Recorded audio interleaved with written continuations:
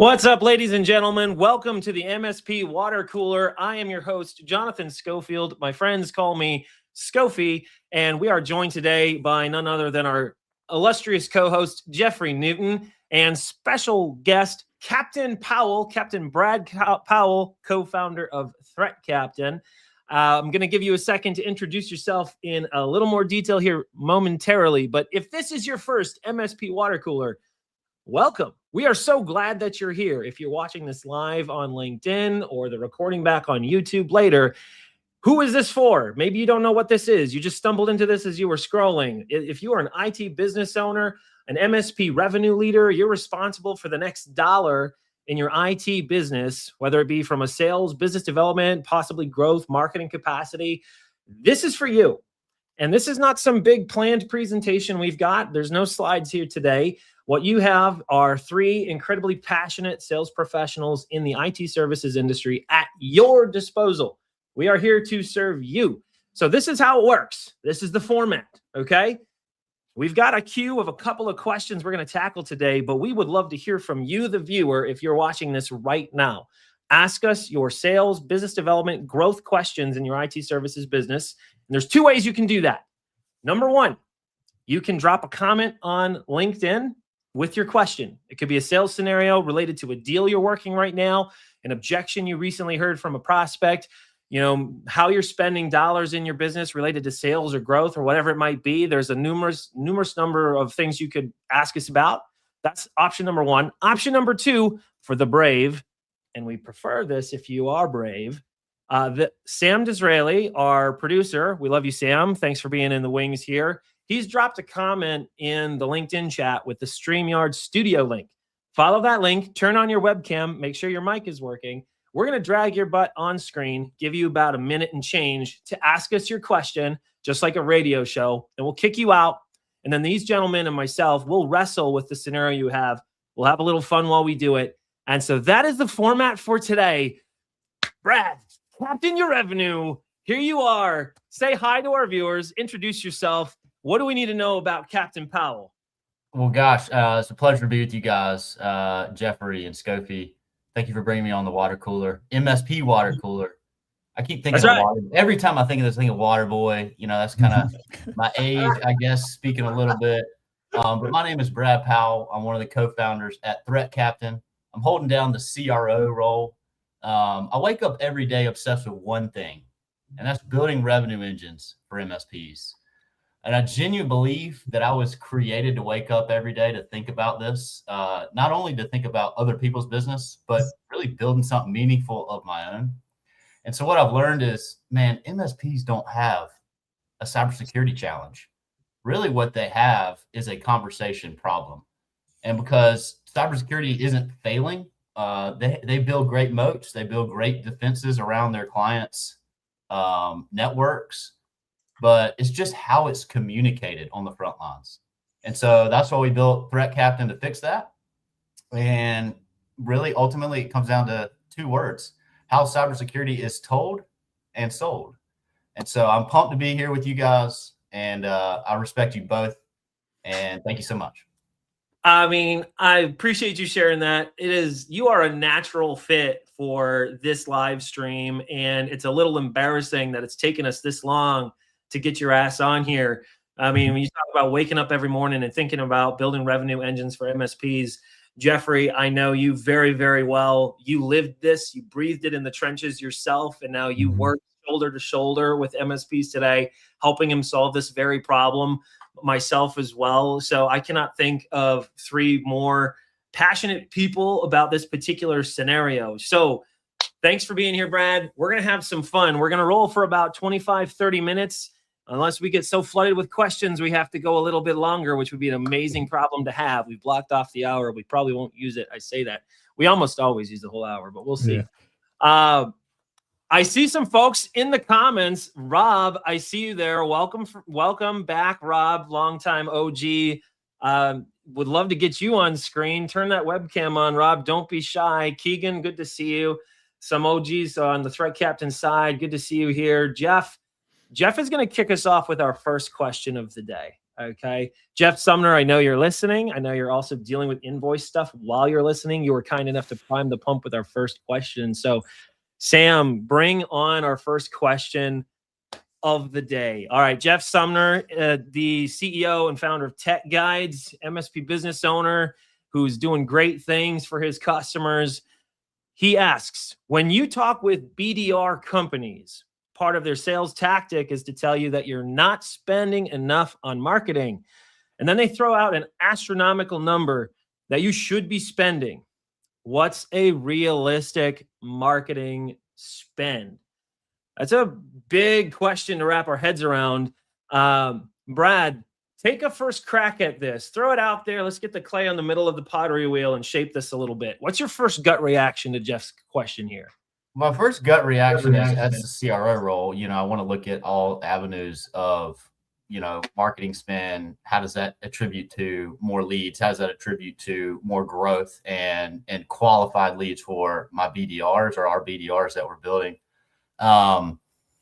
As far as though, like, where my head's at is, I think it really depends. And I think it's what avenues are we looking at? I mean, we've had this conversation many a times. Are we spending money on all the platforms? There's different reaches with different platforms. Tyler, who I know is on this call, who obsesses over this sort of thing, from how many views on LinkedIn compared to Meta, compared to all these other things. So I think it all depends on what you're looking for. I don't really want to put out just because I don't want to speak on this too much. I don't really have a good number to give. So I'll kind of lean on Jeffrey or you for that. But as far as making sure that BDRs are doing the best that they can, it's just all about, putting in the work, taking action. And so, yeah, thanks for tripping me up, Jeff, as you do your invoicing. I don't think it tripped you up at all. I think that's a completely elegant response. What works, how do you prioritize where those dollars go might be more important than what those dollars are. Jeffrey, what's your thoughts on this question? Yeah, the first place I went is beginning with the end in mind, right? I mean, I stared down that exact challenge when I was flipping into building out the first revenue engine with outbound rather than being inbound driven. So when we bolted on outbound, naturally there was this whole like, hey, we don't even have a GL account to put marketing spend into. So like, let's fix that problem first, which means we never had a budget before. And so then it was naturally my responsibility to say, well, what does the budget need to be? Which I naturally then just pushed back on the owners of like, well, what's our growth goal, right? What's the target? What are we trying to attain? What are we trying to achieve? Because until you can get to the number, you can't reverse engineer or future pace your way there, nor can you figure out what are the inputs to deliver that output or put the rest of the system in place. And so it's not a politician's answer of saying like it's whatever you want, because you are right. And the spirit and the essence of your question, Jeff, I think I'll say the unspoken part. This industry is preyed upon quite a bit through that lens of, I don't know, like the left hand and the right hand. You got to watch the right hand because it's going to punch you while the left hand is happily taking the BDR dollars from you. And it really just comes down to a couple of things. One is like remove emotion from the process, first of all, because most of the time you're going to get gaslit into, just like you said, like spending more to get more. But that's not the point either, especially if you don't have the baseline that you're shooting for.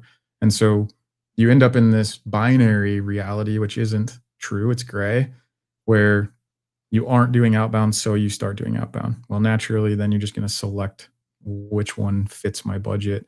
But you can't pin down that number until you know what you're trying to produce. Now, from that, to give you a little bit more tactical stuff to take away, I ran growth departments with anything from 6% top line to 18% top line. And when I say top line, those percentages of our top line revenue drop down into the marketing budget.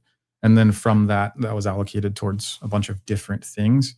But a couple of mistakes, a couple of like critical gaps that I usually see is doing too many things at once, thinking you solve the problem when you made the decision versus you solve the problem when you solved through the problem, meaning just hiring a dialer isn't going to solve your problem if you don't know, to what Brad said, like it's to be told and sold. Like if you don't know how to speak to the people that show up on your calendar, then having 8 BDRs isn't going to help you either. So I could go all day on that particular topic. Oh, such a great answer, both of you. I love this one. Okay, I'm going to give a more direct answer and then a disclaimer to my direct answer. Jeff and everybody else listening, how much should you realistically be spending on marketing? As much as you can. Okay. And when I say marketing, I'm just going to say, we're going to say a blanket. When I say marketing, I mean growth. So business development, you mentioned in your question, BDRs. You could argue if that belongs in a marketing budget or a sales budget or whatever, but let's just call it the growth budget. As much as you can spend, you probably should. However, Jeff, your comment resonates in my ears. If you start without the destination in mind, then you are setting yourself up for a lot of disappointment and failure. So think of it like an engine, right? Let's say you've got like a classic car in your garage that you've been working on. Like, how much fuel should I put in the tank? Well, the tank isn't even attached to the body yet, right? The engine doesn't have oil in it, right? You're still waiting on that part to come from AutoZone before you can actually think about how much gas you should go in. Like, if you've got the engine built, then you can think, well, I love your analogy, Jeff. Where am I going? It's like, I'm going to Albuquerque. Okay, well, I need to budget for this much fuel to get me to Albuquerque. But if you're like, a lot of MSPs start backwards. They're like, well, how much fuel do I need to go where? To grow. Oh, well, what's growth mean? That could be your next dollar. It could be your next $500,000, your next $5 million. So until you have the engine like to take you there and you know where you're trying to go, you can't answer this question. How many dollars should you spend? Right. And I think a big litmus test, and this is how I like worked it, challenged it, or coached it internally too, is if you can't answer the question as the person responsible, in most cases the MSP owner looking to bolt on this function, this is almost the trap that we live in, is like, if I could just get in the room more often, then everything else would be fine. I just need the more at-bats. And the fallacy oftentimes in that I discovered and I went through myself was there's a massive chasm between what it's like to get in the room with someone that was referral or some sort of warm lead versus anything really like outbound driven. And so that does not directly translate. Just because your historical pattern is, I don't know, you got an 80% close rate when it's your normal growth. And so like, if you could just add a caller and get 5 appointments a month, then you're going to close 80% of that. That's just not the case because of so many factors. But that one litmus test I just want to throw out there as like the trap. If you're telling yourself as the owner, I just need to get into more rooms, that might be true, but only if you've solved the on-ramp to the interstate, as I usually describe it. It's just a different sales motion. That's right. I want to highlight, Adam, I saw you in the comments and I anticipated this comment from you, Adam, because I know you're deeply embedded in the service leadership ecosystem. And I know that's a number that I keep hearing from folks. 10% of sales and marketing of the revenue is a good baseline. Yeah. If you don't have a sales and marketing budget right now, like that's something that should be your first thought. Like, I am not budgeting for growth. That's a problem. Start somewhere. If this is what works and makes sense. But once again, 10% of the fuel we bring into the organization, we're going to put into the revenue engine. But is the revenue engine there? And is the destination in mind? So I love that comment. Very good. I see. All right. I hesitate to bring this up, but I want to because there was a lot of thought that went into this comment. Kevin Hoffman, over the years, I've tried different metrics to hold marketing leaders, firms, lead accounts for sales qualified versus bookings. Sweet spot I found focusing on marketing and qualified opportunities. Well-defined. What is an op? Has known close rate percentage, blah, blah, blah. Then you start to measure if a marketing tactic is producing X number of qualified leads. So, yep, you do need a minimum spend. Okay. A lot of insight has gone into this observation, Kevin. Sounds like you've probably lived through some of this yourself. The idea of iterating and learning what works and being willing. Oh, we get to step in if he freezes out, which he may have done. There you go. Am I cutting in and out? Yeah, you're back. Dang it. All right. Do something always. That's what Robert Gillette always says. So yeah. And you'll learn through the doing what's working and what's not. Yeah. The other element to that, especially when you start talking about dollars, I think I've mentioned it in the past year, but if not, I'll say it again, is you really have to be committed to these dollars, period. And by committed, I mean you cannot be emotionally attached to them once you've made the decision to start spending them, because you're going to react quicker than your resolve to continue. And then it's all sort of a lost cause. The second element to that is like, don't scale up those dollars until it's predictable. Right. So even using the 10% baseline, which I would agree with, is like I said, I went from 6 to 18, but I wasn't at 18 starting. I went from 6 and scaled it up really to 18 when it was compounding appropriately.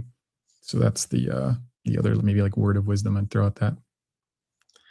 That's right. That's right. I'm just scanning. Yeah, and I'll say from my perspective, I'm just such a frontline guys. I don't need leads. I'm just going to go get them myself kind of mentality. And I've always kind of been that way, grassroots, start from scratch.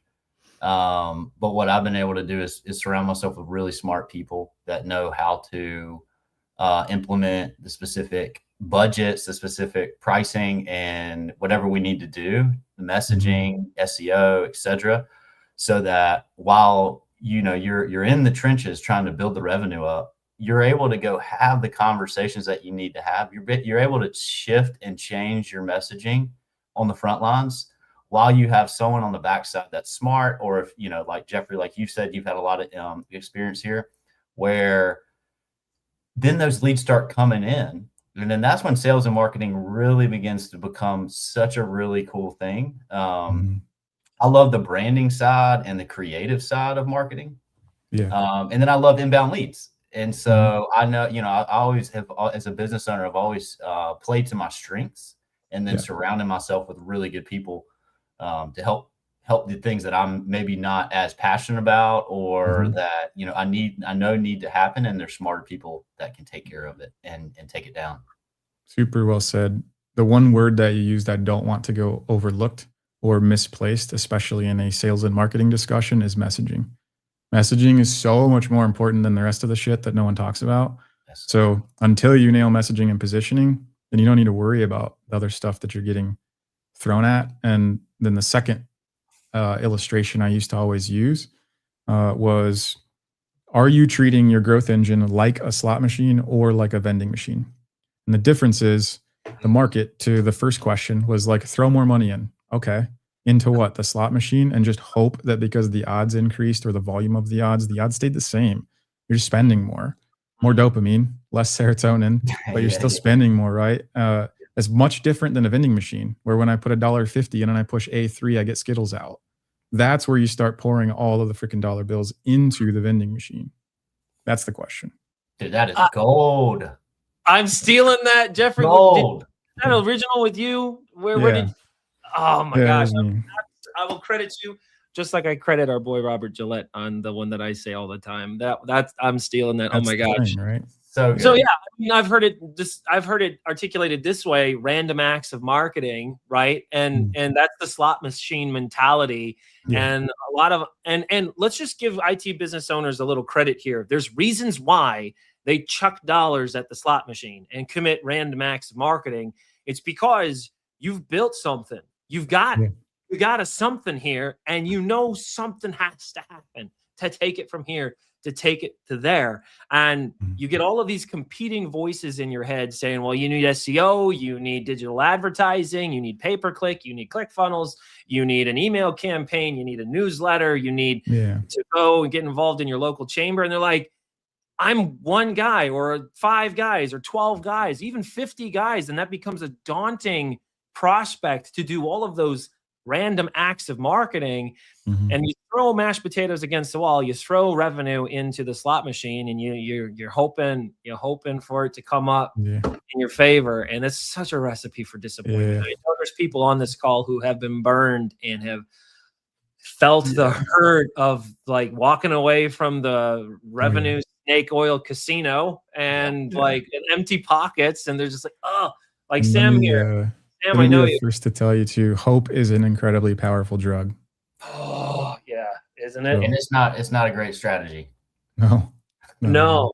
I want to tie what Sam says here to what you said, Jeffrey, about messaging, So I hear this. Every one of us on this call hears this from MSP decision makers weekly. If I only had more leads. If I only had more leads, and I didn't matter if I only closed 20%. If I got 10 at bats in a month, number one, there is no recipe. There is no circumventing the blood, sweat, and tears required to go earn the mental real estate of your future customer. So if you want at bats, there are a finite number of ways to go get them. That's actually good news. That means you can narrow down where you can spend your available capital, not just dollars, the time in your precious calendar, and the resources in the form of your team members to know where you can go to where your customers are to spend that capital to earn mental real estate, whether it be a phone call, a networking event, an email, a digital ad, whatever it might be. There's finite ways and finite places your customers are. But to Jeffrey's point, messaging cannot be understated in its value. Did I say that right? Yeah. I was on a call with a peer in the industry, an MSP business owner who's a friend who I've known for years. Literally 2 days ago, he had recently hired a business development rep back in September. Here we are 7 months later, and he's questioning, do I keep them around? It doesn't seem to be working. And I asked him some questions about, well, we'll call the kid John, right? Who's John been reaching out to? What data is he reaching out to? And what's the valuable offer he's giving? All right. So what we quickly identified was who he was reaching out to was not clearly defined. It was loosely defined. That was probably the strongest of the three, though. Yeah. The data was really garbage. And then the valuable offer was a paid risk assessment. And they were primarily targeting law firms and construction companies. Paid risk assessment. And we ripped it back a little bit. And when you take an existential look at who your customer is, we determined on that call, this is a valueless offer for your ideal client based on who, and you may have the wrong person in the seat calling the wrong data with a worthless offer. And so there you have a recipe for someone who has hope, is spending dollars every month and leaning on that hope. And 7 months later, they're starting to get really weary. So your messaging, who you're going after, how you're going to engage with them, that's how it directs the available capital you have into earning that next conversation. I've been talking too much. I'm going to shut up. Thoughts? And then I was going to say that the two words, and this comes to Brad, is the two words that tell me I know that Brad is the real deal that he's used so far are messaging and inbound. Two words that are never talked about really externally in this space as it relates to growth. And that's the shit that works. And it's like underneath the surface. It's somewhat behind the scenes. And it's true. So like inbound is different than referrals. And that's another maybe like misconception is truly engineering the behavior of the hungry crowd you want to get in front of and giving them the thing that they need or that they want and having them want to have the conversation, right? When you can do it that way, you've completely inverted human nature as it relates to resistance and acceptance. And now they're leaning into it and you don't have to pull them. You don't have to do any of the sales tactic bullshit. You just navigate the process. That's right. I have another question in the chamber, and this is a rollover from our last water cooler. And this one's a little uniquely different. So before I bring it up, I'm just going to remind our viewers, you have the experts at your disposal right now. Bonus points if you're brave and you use the StreamYard link to join us on screen. I know several of you on this call have done it before. We'd love to have you join us now. If you're not brave, but you still are curious, drop your question in the comments. I know we have several folks who are not MSPs who've asked questions. And if we have time, I would love to get to all of them. It's hard to believe we're already sitting at almost 25 minutes we've been running this live. So I'm going to pull up our next question, but don't be shy. Get one in the chamber so that we can spend some time. You have the experts at your disposal right now. Okay. DJ Bissinger. DJ, I don't know if you're watching this. I know you were on the live stream 2 weeks ago, but you asked a great question. And this is from the vantage point of not MSPs, but somebody who is trying to take a new product or service to market to MSPs. And just so happens everybody on this call highly qualified to talk about that too. So if you're an MSP on the call and you're listening, you probably care about this because you probably have ideas about how to be sold too. But also just know that you're our priority here. So if you have a question about your sales org or business development, growth, marketing, whatever, drop it in, jump on screen. You're the hero. We want you here. But here's DJ's question. He says, I'm launching a new company that no one has heard of for a service that does not exist, but solves a problem that every MSP has. How do we create buzz leading up to the beta launch in 60 days? Jeffrey, you've done this before.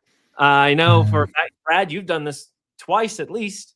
I've done similar things. So entrepreneurs to entrepreneur DJ, Brad, what would you tell DJ? Man, it's awesome going into the blue ocean, you know. But you'll realize real quick that there's some other people out there. Maybe doing something not necessarily exactly like you're doing it, but as soon as you go out there and start selling it, MSPs are gonna be like, oh, you're like this person. Oh, you're like this company. That's right. That's what I found out. No, I've found that out here at Threat Captain. Because we are solving a problem that others are doing. We're just doing it a little bit differently, and our messaging is a little bit different.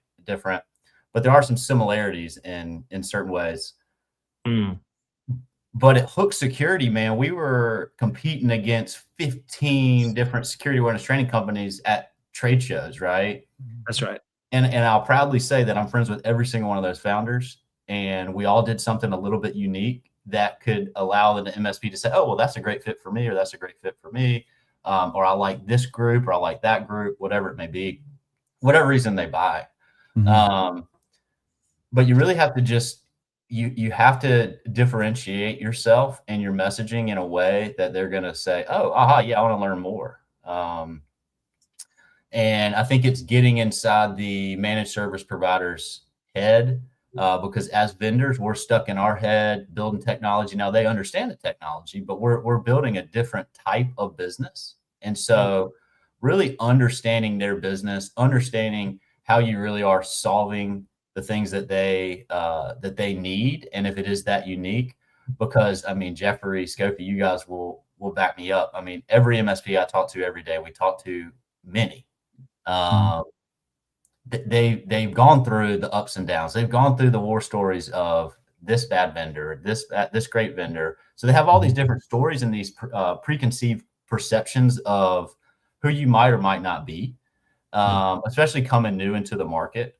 So just really, really hone in on your messaging, put a moat around that so that people would understand who you are. And another thing I would say, if you haven't named it, make sure you think about the naming. That's the branding side. Because let me be honest with you guys. When people first learned about us, they're like, oh, you're another cybersecurity tool. And it was around our messaging of we want to put MSPs at the helm of the conversation. So yeah. I love the name Threat Captain. We've gone all into the captain theme. Don't get me wrong. Ahoy, we're full steam ahead, all the punch. But ultimately, there's been confusion.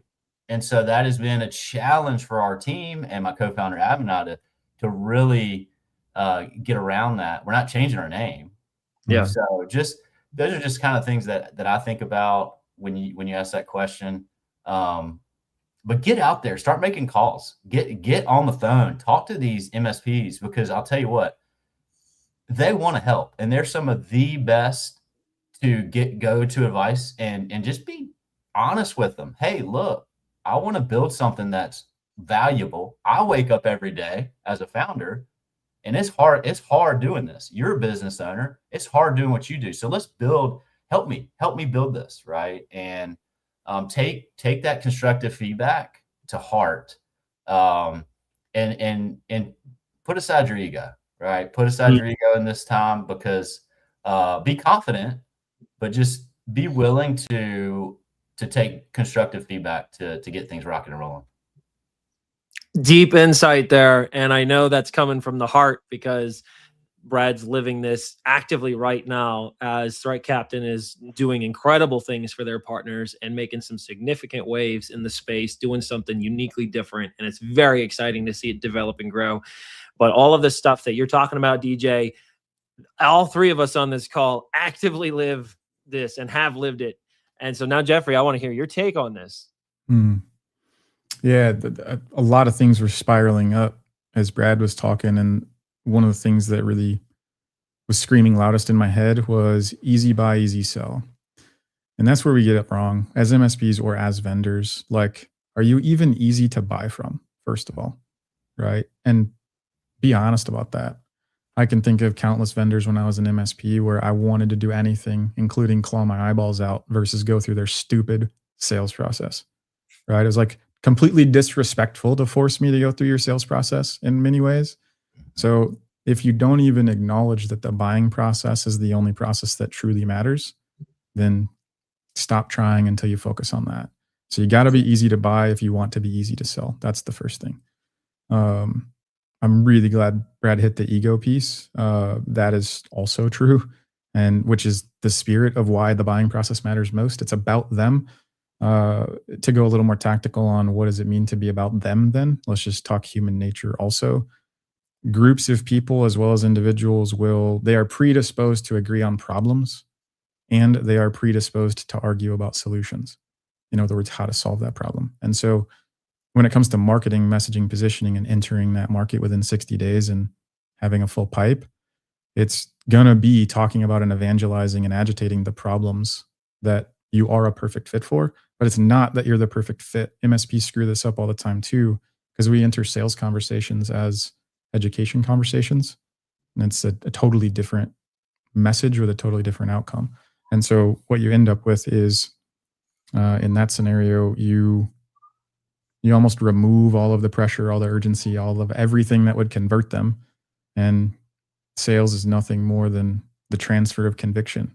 And so how do you do that? Well, you ensure that you're focusing on the things they actually care about. To Brad's point about hook even, right? You or the 15 other booths right next to you, well, like then it's just eeny, meeny, miny, mo. The same way you're getting price shopped as an MSP. Well, who's cheapest? What can I compare you on, right? It has nothing, you don't even get to the real meat of it because you're talking about the solution. You got to hit the problems and just evangelize the shit out of that and care more about their problems than they do. The one-liner that I always come back to on that is when you can describe someone's problem better than they can, they subconsciously and automatically associate you with the solution. It's like all you need to know to go into that path. And so evangelize their problems and the rest is pretty much taken care of, especially if you're easy to buy from. These are so good. These are so good. I'm going to DJ, I'm going to hopefully give you something really tactical in the form of an example that we literally have on this call in the form of Threat Captain, because I think you guys, Brad, you and your team, even before I was like as connected to you all as I am these days, did this pretty well to talk about building buzz early on. Number one, you built a really strong and compelling brand identity. I know the name has caused some confusion perhaps, but honestly, I think Threat Captain's a great name. What you did is you built like this motif that people could get excited about. And then here's the critical part for you, DJ. They built an advisory council, a group of trusted partners that were there as like the beta testers, if you will, that they brought in, and they didn't just say, hey, come into our sandbox and tell us what sucks. They said, we want you part of this. We want to give you a seat at the captain's table, and we want to promote you as that advisor. And it built some hype, man. And you see those AI images of everybody captain out there, and people are like, hey, and they're putting it on their LinkedIn profiles. Like this is part of my identity now. It's part of my career. I'm an advisor at the captain's table.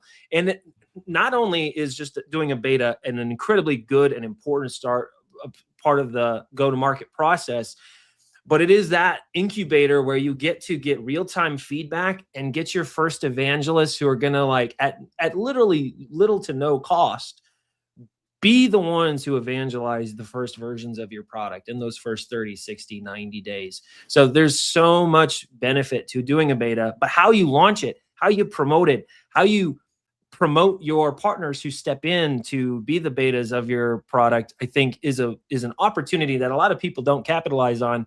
I think Threat Captain did. And I think where they are now, a lot of it can be credited to some of those snowballs they put in motion, 12 months ago and before that. So that's a tactical example of something that you can do to reinforce what both Brad and Jeffrey have said.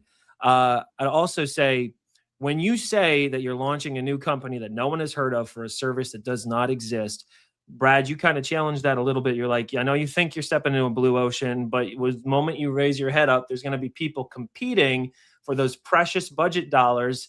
And even if they're not exact competitors, they shall be perceived competitors. Because at the end of the day, your target audience has only this much spend they can allocate to something.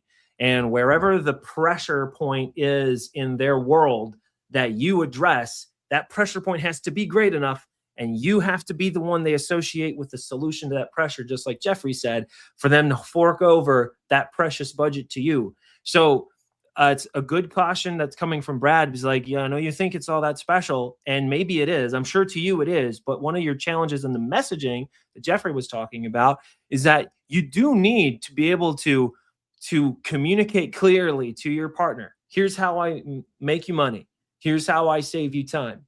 And here's how I make you sticky with your customers. You build that into that powerful message, build your advisory council, promote the hell out of those people, get feedback on the product, and start selling. That would be my suggestions to you, DJ. Any final thoughts on this one before we transition to something else? Oh, I want to say one thing DJ, is that I like to call, I didn't come up with this, but I've been using it for a long time, is windshield mentality. Now, you always want to, like in sales, when you're building your business, when you're building the things, like you always want to be looking forward, right? And so you might be looking out and you're like, man, there's really no one out there doing this, have a great opportunity. And I bet you do. I know you do. But I do want you to look behind in your rearview mirror, and because there's people coming up, there's people that are going to be coming up, and there's people that are going to see what you're doing, and they're going to be like, that's a really good idea. That's right. I could do that better, DJ. Right. Yeah. I bet. So just, you have to, and same thing. Before I got on this call, I went and ran a couple miles, and it's like, I'm always looking forward because that's where I'm going, but I always have to look backwards because those darn bikers, man, on the left, so you have to be looking, man, they're coming. And if it's a good idea, like you said, just be mindful. That's something that you always got to do. And it's not that they're bad people, because look, this whole advisory board was key for us. And I learned that from Connor at Finn, right? I picked his brain before I even built the advisory board. I said, dude, you built something really cool here with your advisory board. Tell me more. And that's 3 words I love using in sales too, by the way. Tell me more. And it's just, it is something that really set Avon and I up for success when it was just me and him in the bunker, just doing the thing. And we had this group of people, and it wasn't even about necessarily our platform or the technology. It was a mindset that we brought to the advisory board. We want people that think that CISOs, MSPs need to be at the helm and having better conversations around cybersecurity. And so we got people that were obsessed with that already, that woke up just like we did. And so when they get behind it, they're like, let's go, let's freaking go. And that was when I guess Midjourney really was popular. And we were just taking people's LinkedIn profiles and turning them into captains. And it was amazing how even some, like I would say, hey, we really want you to be on our advisory board. Here's 3 reasons why. And here's your captain picture. And I'm not kidding you. I had people reply back like, well, I love what you guys are doing. I'm a busy person, but because you put this captain picture in here, I'm all in. So it brought them along the journey. So the branding piece of things is going to be huge too in the first 60 days. Love these insights. Before we transition to anything else, I just know we do have MSPs on the call watching right now. If you've got a question, now's your shot. We probably have time for 1, maybe 2 more. So throw it in. But also to the MSPs watching, You just heard an aspiring new, DJ is already a vendor in the space, but I know that this is a new concept he's bringing to market. You guys get sold to every day, and I know you all feel a certain kind of way about that. All three of us are incentivized. Like we all have a perspective. We want to sell to you guys. We sell to you guys in our own way. All three of us on this call. Now, Jeffrey, you have a different perspective maybe because you've literally ran an MSP in the past. And so you probably have a more grounded perspective here. But if you're an MSP, what would your advice to DJ be as he seeks to take this product to market? Do you agree with Brad, Jeffrey, and I and some of the suggestions that we've given to DJ? Would love to hear anybody challenge something we've said or throw up something else, perhaps. Kylan, I see you in the comments. Welcome. Thanks for hanging out with us. Would love to get you on screen. Turn your webcam on. Don't be shy. Bring a question. Anyway, you need to get Kylan on individually. This dude is a lethal VP of sales in the MSP world. It was a pleasure having him at our live event here in Greenville last week. He crushed it on the panel. So glad you're here, Kylan. If you have a question for us, though, turn your webcam on, use that StreamYard link, and drop in.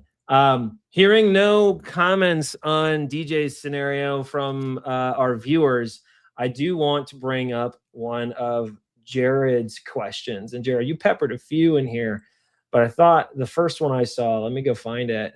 All right, I'm close. I know it's right here. Okay. This is a great question, Jared. So I wanted to make sure with some of the time we have left while we're waiting for somebody else that we bring you in. Where do you think MSPs are leaving the most money on the table right now? Thanks for that question, Jared. Part two, when you speak to prospects about what you offer as an MSP, is it easier to hold the financial? All right, yeah, these are two different questions. We'll go back to the first one. Where do you think MSPs are leaving the most money on the table right now? Brad? Man, well, I think it's a good one, Jared. I think right now, if you're just talking about your technology and you're not necessarily bringing it to the business interruption conversation, you're going to leave money on the table because you're going to lose freaking deals, right? Because at the end of the day, your clients, your flower shops, your dental offices, your small enterprise, they ain't driving into work every day thinking about cybersecurity. And so I think, again, this might be a plug, but what is your business actually doing? What must work for you to make more money? And if something breaks, what is that going to mean? What would that cost you per hour, per day? If we were looking at 32 hours, what would that look like for you? Let that land. And man, that's where we're seeing aha moments start and click moments in executives' minds. So if I could say anything, the money on the table is something that you already have. We're not talking about spending more money on salespeople. We're not talking about spending more money in marketing spend. We're talking about just having a better business conversation and walking in the door like a business owner that you are. We know that you were born and bred to build tech or have technology as something that you're very passionate about, something that you're extremely lethal at. I like to use that word, lethal, with.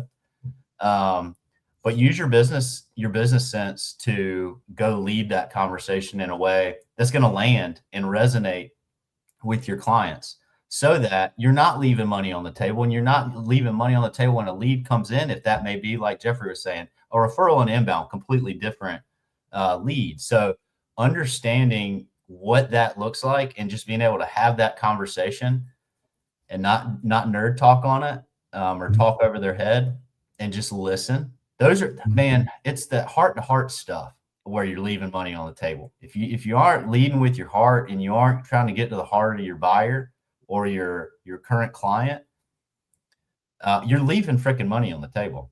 That's right. I love it. Jeffrey, do you agree with Brad? And what would you add? What are the biggest reasons? How are MSPs leaving money on the table right now? Yeah. So yes, I do agree with what Brett said. The two things that were screaming at me were there's two places you're doing it, and both of them you're probably not thinking about. The first one is between your ears. You're talking yourself out of more of it than you could ever imagine because you don't trust yourself, believe in yourself, don't have the conviction to command. Maybe it's a pricing conversation, right? When's the last time you raised your rates? Either across the board or directly with any client, which leads straight to the second place that you're doing it is your current clients. Because you're so focused on what's new, what's shiny, what's next. In most cases, we abandon what worked and what got us here to begin with. And that's going and doing what Brad just said, which is heart to heart, face to face conversations with the customers that are already in your service offering and just having a conversation with them. I could break this down all the way down into like how account management accounted for 40 to 60% top line non-recurring revenue out of the managed amount of recurring that we had. And like, there's a whole playbook for that. But that's really just the way of designing and saying, like, if you're not intentionally setting aside time to go talk to your current clients, not about the shit on the service desk, but about what's important to their business, ask them one question. What are the 3 most important dates on your calendar this year? Why? Unpack that and then figure out how to help them. But if you're not having those questions and those conversations and that dialogue with your current clients, then that is where the money's being left on the table without even having to go look for more logos. That's where I would start. It's where I always start. I think these are so good. Before I give my thoughts, I'm just going to pop in a few comments. Sam says AI. Keegan says adopting AI into their workflows. Jeff Sumner says this happens later. It's service creep is where you're leaving money on the table. Are you solving that with AI, Jeff? Maybe. I don't know. Kylan is reinforcing a lot of what both of you said. They're paying for money for you to advise them. So advise them. Sometimes that means MSPs recommending new offerings and pushing their environment forward. That's how so many MSPs leave money on the table, in my opinion. So my take on this question, how are MSPs leaving money on the table? So yeah, it could be AI, maybe. It could be the latest trend in the MSP industry. But I'll tell you this, AI is not the first time our industry has seen a significant wave of evolution in how we deliver services, how we support our customers, and how we operationalize our business. The OGs will remember the digital transformation to the cloud. And then they'll remember when everything was in the cloud, all of a sudden cybersecurity went from this big of a deal to this big of a deal.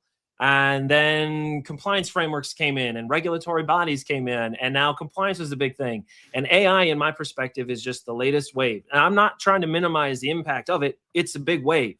It's a big wave. And absolutely, you should be figuring out how to monetize it, incorporate it, leverage it to your advantage as a service provider. Be the one who's talking to your customers about it. But what these gentlemen have said, what Kylan has reinforced about the conversation, where money is being left on the table is relationships.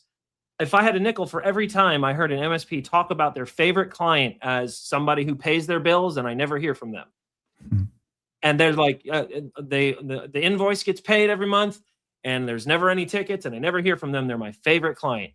And I look them in the face. I say, you might want to call them because there's a high risk they churn and probably this year. They're like, what do you mean? I'm like, you are a line item in the budget and something goes topsy-turvy in the market, you are the most replaceable thing in their world. I promise you that. So being able to be the one who's captaining the conversation is really critical. And where I see a lot of IT providers leave money on the table is, here's my line items in my proposal, the services that I will give you in exchange for dollars. And if that's all you are to your customer, you become the most replaceable thing to every competitor in your market.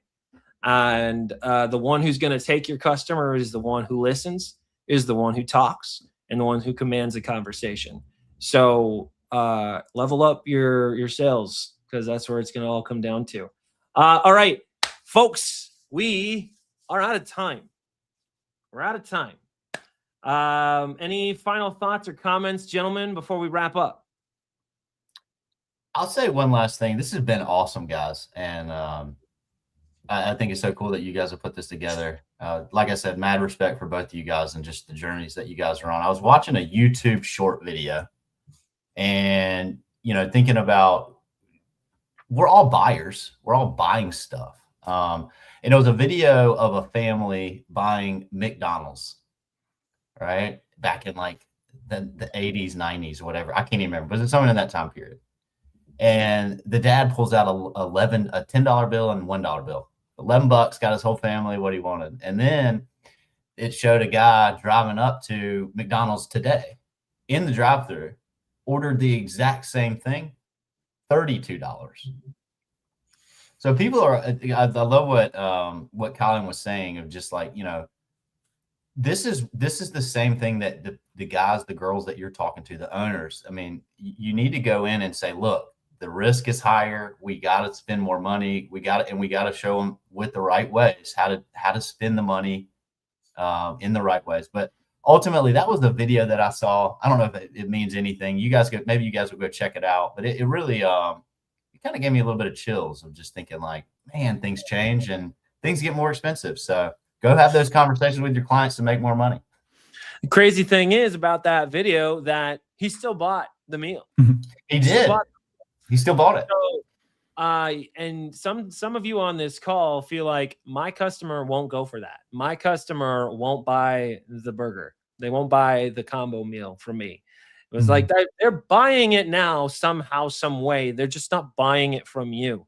And you're not the one who's leading the conversation to value. McDonald's has done a great job of maintaining like we are the people that serve 1 billion hamburgers a year, whatever it is. So be that for your customers. Be the one. Did you have a comment, Jeffrey? I see you like. No, I just agree. It's so like the only thing I was gonna say is it's consistent and disciplined action over time. Like that's right. That's where it's lost. Is that's right. You get consumed in everything else you could spend your time on.